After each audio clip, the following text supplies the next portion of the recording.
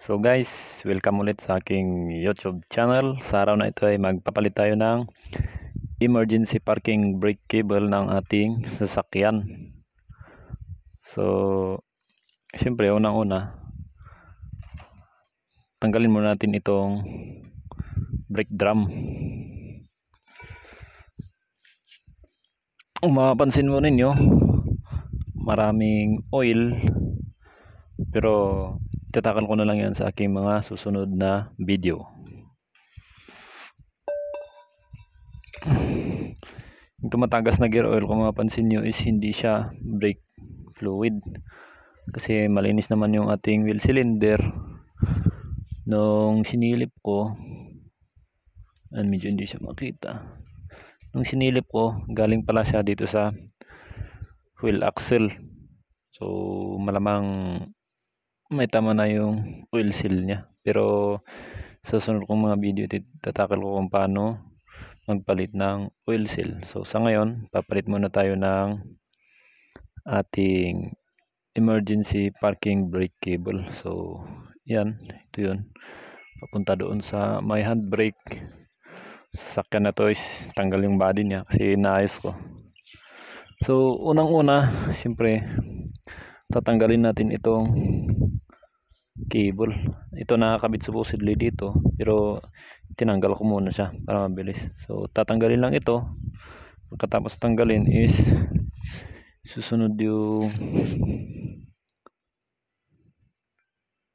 medyo hindi siya makita, pero ito yung lock down, may lock siya dito. So kailangan lang natin sungkitin natin siya gamit ang flat screwdriver kung gumagana pa yung mga lock niya. Pero kung sira na, pwede naman nating sirain na lang para madaling matanggal.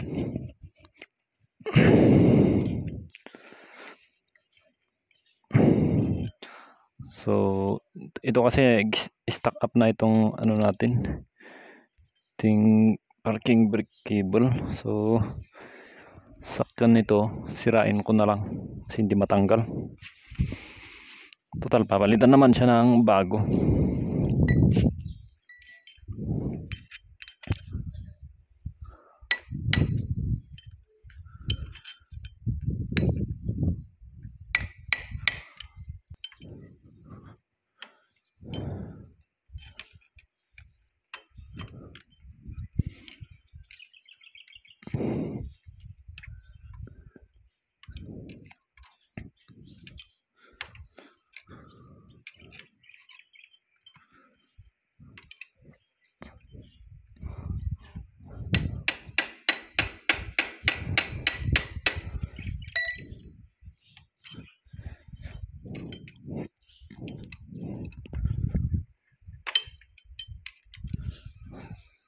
So ito yun, yung lock niya, tanggal na siya. Pag natanggal na ito, hilain na lang natin ito para may labas natin.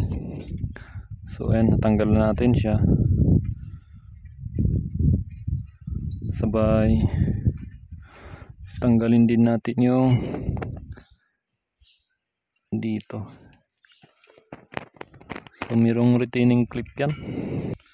So next na kailangan nating matanggal is itong retaining clip, kung saan naglalak dito sa ating parking brake. So susungkitin lang naman ito para lumabas siya.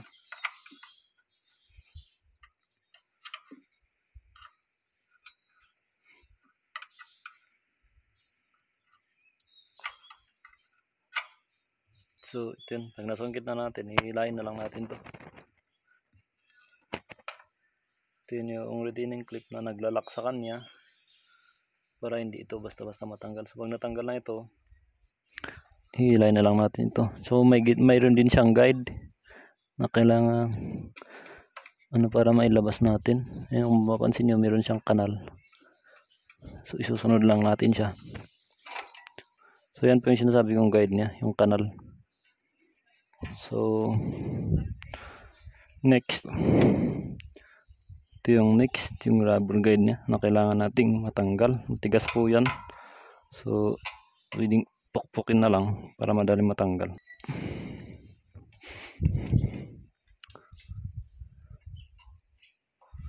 Napalitan din naman to ng bago. Kasama na yan dun sa papalitang cable Ayan. Tigas po kasi yun. Ngayon pag natanggal na natin yon is ito naman. Ito kasi nakashoot lang siya dito. So nakatanggal na kasi siya, pero ibalik ko para makita niyo kung paano tanggalin. So ganyan pag hinihila yan, ganyan yan. Ito pinalitan ko na lang bago.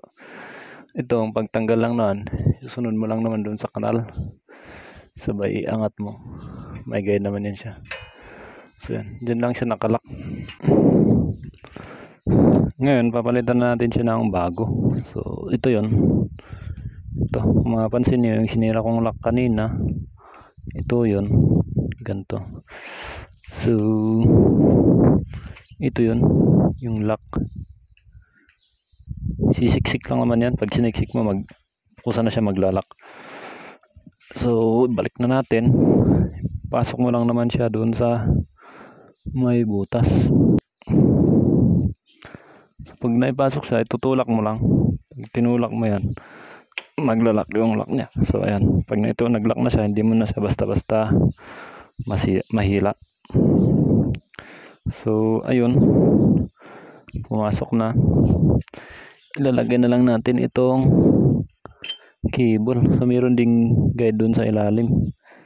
Medyo hindi siya makita, pero dito yan. Tapos ito, yung dulo nito, ilalagay lang natin doon sa lock para pag hinila mo, hihilain niyan,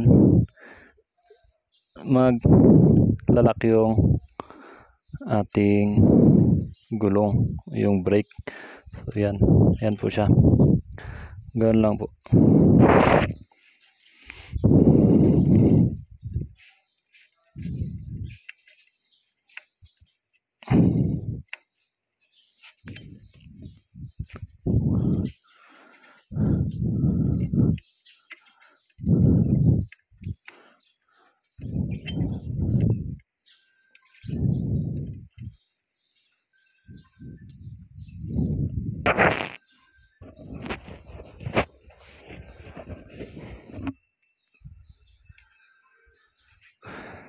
Ngayon pag nilalagyan natin yan, secured na, ayos na yung pagkaposisto ng spring, nakalak na yon. So simple lang naman yung paglalagay nito. Susunod lang natin siya doon sa kanal. Yan. So pag nilagay na, make sure lang din natin na may lagay natin itong retaining clip. Isunod lang naman natin siya doon sa kanal. So yan, sabay tulak.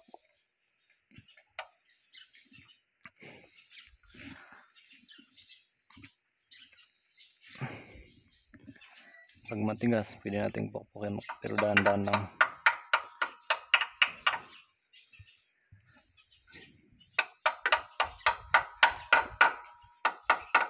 So ayun, masok na siya. So hindi na ito basta-basta magalaw.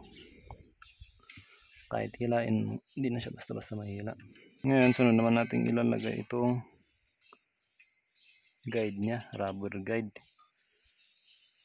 So dali lang naman, susuksok lang naman natin siya dito. So yan, may kanal lang naman yan na guide, siksik mo lang.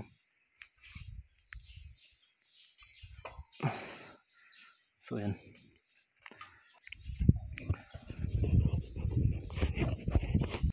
So pag nilagay na natin siya, isisiksik na natin ito doon sa lever mismo, kasi ito yung nahihila. Pag hinila mo yung parking lever, hihilain niya itong kable. So sa piece na ito, medyo malayo pa siya, kaya kailangan ko siyang luwagan. So luluwagan natin itong bolt na to.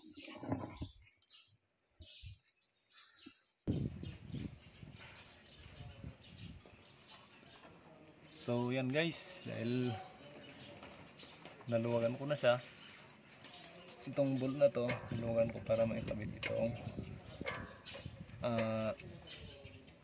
cable. So isushoot lang naman natin siya sa butas. Pag pumasok, yan. So ganoon lang po kasimple. So once again, welcome sa aking YouTube channel.